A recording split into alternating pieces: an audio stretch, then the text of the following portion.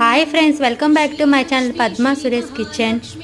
ఈరోజు శుక్రవారం కదండి. శుక్రవారం పూజ చేసుకునేటప్పుడు పంచకావ్య దీపం అంటే ఆవు పాలు, పెరుగు, నెయ్యి, గోమ్యము, పేడతో తయారు చేసిన ఈ దీపాన్ని వెలిగించి పూజ చేసుకోవడం వల్ల మనకు యాగం చేసిన ఫలితం దొరుకుతుంది.